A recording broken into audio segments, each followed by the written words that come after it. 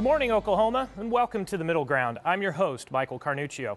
It is clear that voters want and expect change when it comes to Oklahoma's education system. Joy Hofmeister has won the nod to be the next school superintendent, and there are high hopes that she will be able to effectively bridge the gap between parents, teachers, and legislators. Well, earlier this week, Representative Tom Newell had the opportunity to sit down with Superintendent-elect Hofmeister.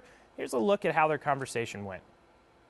Joy, congratulations and thanks for being with me this morning. Thank you. It's great to be here. There's a lot of stuff going on in education, lots of different policy things. There's a time of flux and transition. So I'm just curious, what are your goals for the first 100 days of your administration? Well, we're going to be working with our legislators as we'll be right in the middle of legislative session. So this is the time where in the transition we're working to have good conversations so we can all work together to produce higher student outcomes and better serve the students of Oklahoma. Well, you're in this transition right now, and you recently named your transition team, a team that has people of varying backgrounds and opinions. Can you tell me kind of what went into your process for naming that team? Yes, well, we wanted to have input from different communities as well as some of the school superintendents that represent different size districts with urban, suburban, and rural expertise and experience having worked with the State Department at that level, and then also those who represent different stakeholder groups, as well as those who have a large body of knowledge in the workings of the State Department of Education. This is really a group that is going to be dealing with logistics issues. In order to set up the kind of team we need, there are some logistical considerations, and that's what the team is about. Well, you mentioned trying to get together with the legislature. Some have said that maybe there wasn't the best working relationship between the previous administration and the legislature. So how do you plan on really implementing this policy of working together with the legislature? Well, it starts with listening. So I'm interested in hearing what's on their mind, what they are hearing and wanting to respond to in their own communities. And as we hear common points of interest, I think then we work to fashion solutions, and I am very grateful for the opportunity to have a seat at the table and listen and then find what we can all really work to best serve the largest group of people in the state and meet the needs so that we have parents engaged, that we have high standards and provide the supports to achieve that. But then I also think we need to be certain that we look at how can we get government out of the way so our teachers can teach. You mentioned parents engaged just now. I know that one of the issues in several of the state representative races around the state was parental choice. And during the campaign, I think you spoke to a group of people in Muskogee, and you mentioned your support for the Lindsay Nicole Henry scholarships. Could you tell us a bit more about your view and how you want to get parents more involved and just your view on school choice in general? Well, it is very important that we provide good information so parents can make good decisions. They are the most important person in the life of their students' education. It's a parent's responsibility to educate their children. And as a state superintendent, my goal is to be able to stand with parents in supporting their decisions for the best learning environment for their own children. But part of that means providing good information so that they understand how schools are doing. So we need to focus on having a reliable accountability system within our schools so that we are giving that kind of clear information. But we have to be careful that it's not oversimplified and make certain that it's reliable. Several states throughout the country are implementing very vibrant school choice programs. Arizona has one.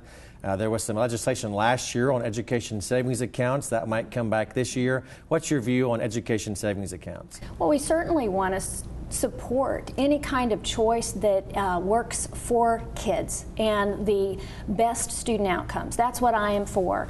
I have a very open door when it comes to all forms of school choice, but I also think that a focus for the State Department of Education of public instruction is to focus attention right now on our neediest of schools and make certain that the school around the corner is also a top choice.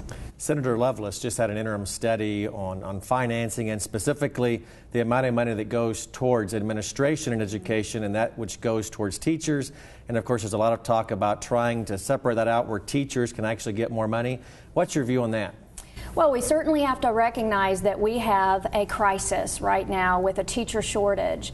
Part of an 8-year plan that I hope to be able to propose and fashion with stakeholders and legislators throughout the state needs to address how we remedy a teacher shortage. We have a issue with both job compensation, but also job satisfaction, and we are losing top talent to other states and other industries.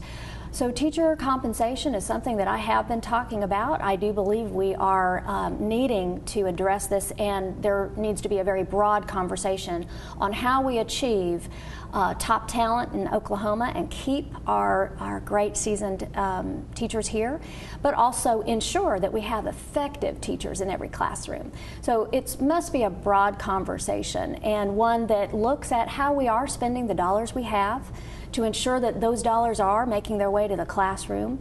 And there's a great responsibility that I bear to work in such a way that I'm advocating for effective and efficient use of our taxpayer dollars. Teacher compensation, teacher shortages. Obviously, there's a shortage of specific kinds of teachers.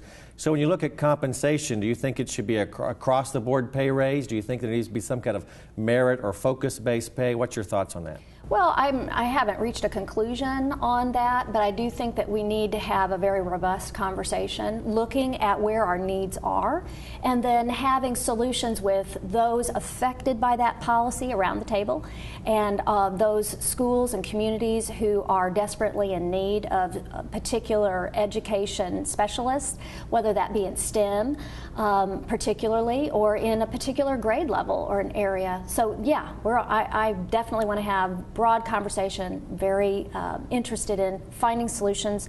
I'm for what works for kids. Well, Joy, thanks for being here this morning. Congratulations again, the best of luck, and we look forward to working with you. Joining us in studio is Representative Tom Newell. Representative, thank you for your time today, but also taking the time to sit down with the Superintendent-elect. Let me ask you, anything surprise you out of the interview? Well, good morning, Michael. It's good to be here. It was a pleasure to interview the Superintendent-elect. No real surprises. I think she sincerely wants to work with all the stakeholders and listen to everyone.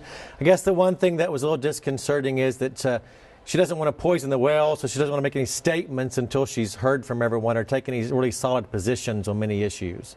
Kind of a broad, maybe not consensus building as much, but trying to build more unity around the issue of how education moves forward.